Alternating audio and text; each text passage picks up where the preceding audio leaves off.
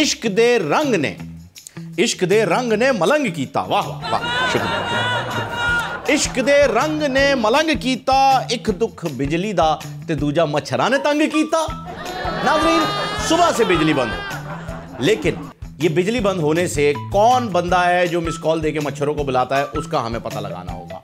अब यही एक सिलसिला चला आ रहा है कि रमजान में गदागर, बारिश में वो उड़ने वाले कीड़े जो होते हैं वो, बिजली की बंदिश पे मच्छर, और इलेक्शन के दिनों में सियासतदान जो है वो बाहर निकल आते हैं। लेकिन इसका अजाला भुगतना पड़ता है आवाम को, और ये सारे के सारे मिलकर आवाम पर नाजिल हो जाते हैं अजाब की सूरत में। बहरहाल आपको ये बताना चाहेंगे कि रमजान में एक बड़ा मसला और भी है, बहुत बड़ा मसला है। इस मसले को मैं आपसे डिस्कस करना चाहूंगा और वजीर साइंस की तवज्जो चाहूंगा, क्योंकि इस किस्म के मसाइल वजीर साइंस ही जो है वो आजकल हल कर रहे हैं। तो फवाद चौधरी साहब, अगर आप ना होते तो हम तो भूखे मर जाते, मैं तो यही कहूंगा। बहरहाल आपको ये कहना चाह रहा था मैं कि जनाब, रमजान में हर चीज पेट में चली जाती है, बस एक पेट ही अंदर नहीं जा रहा।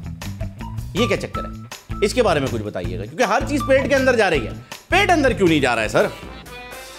क्यों है मिट्टू? तो फवाद चौधरी साहब की अपनी तोन है, वो क्या बताएंगे?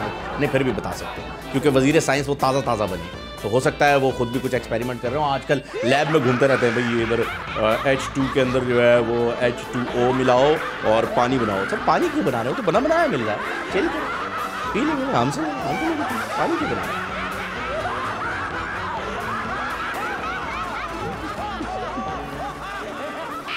समझ तो गया होगा।